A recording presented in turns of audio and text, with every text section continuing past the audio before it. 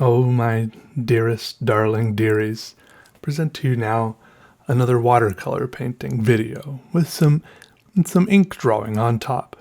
Starting out, my brushes are silver black velvet brushes, very nice.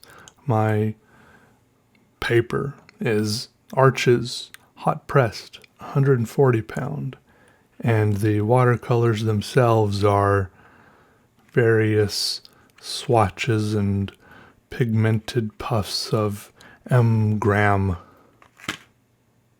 watercolors made with honey for richer color and preventing of hardening.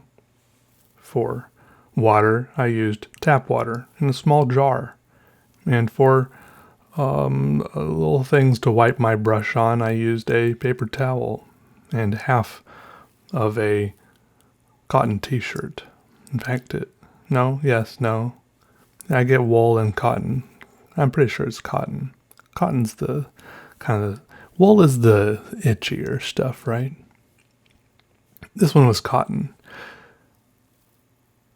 I set out in my mind to create a great fleshy lump. That's it. I didn't know if it would be a small, hand-sized fleshy lump or a great towering colossus stretching up to the clouds. Of course, it would just be a 2D shape on the paper, but sometimes there are little context clues you can give as far as which perspective you use, like as if you're looking up at it or looking down at it, that makes it look bigger or smaller, or some things you draw in the background, like what size the rocks and pebbles or other little people or buildings or clouds or mountains around it. It turned out I just ended up giving it a blue background, as that seemed like a nice complement to the warmer colors that I had used for the watercolors. Also, what I did do that I didn't expect to do was draw it looking all weird and skinless. And I initially daydreamed about it beforehand. In fact, I might have actually dreamed about it. I have a bad problem with categorizing my dreams as dreams instead of things I either experienced in real life or daydreamed. But I never planned to make it look quite this gory or flayed, but this is how it turned out. And after I had done some watercolor work and almost scared myself off entirely with that blue background, I began inking it up a little bit with Rotring isograph pens, 0.35, and then later a 0.7, and then later after that a 1.4.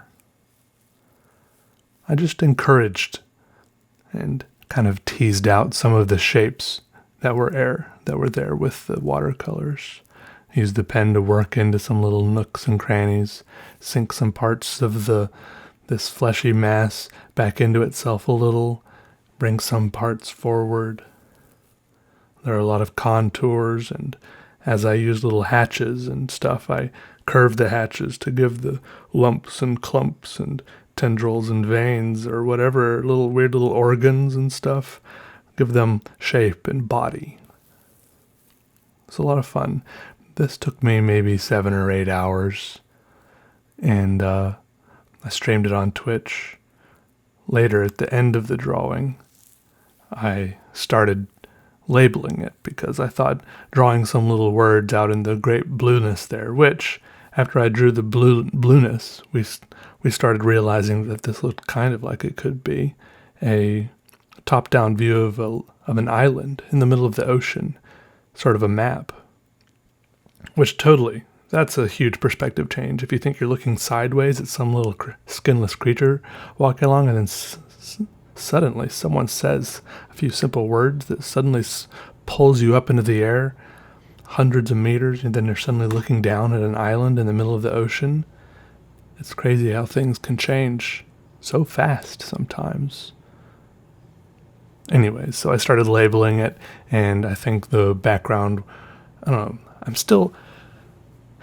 still don't know what I'm doing with watercolors, of course, despite the fact, that I have so many exquisite watercolor materials, the nicest papers and paints and brushes. It just goes to show you can get the best art supplies, but it won't automatically make you good. It's nice to not have to worry about that anymore. Know that you have that set, and that now only your skill has to catch up to that. But it's not required. Not needed. Anyway, so then I labeled it, and that's about it. It's a thing. It's a picture of a thing that may or may not exist. All right, I'll see y'all later. Have a good day. Bye.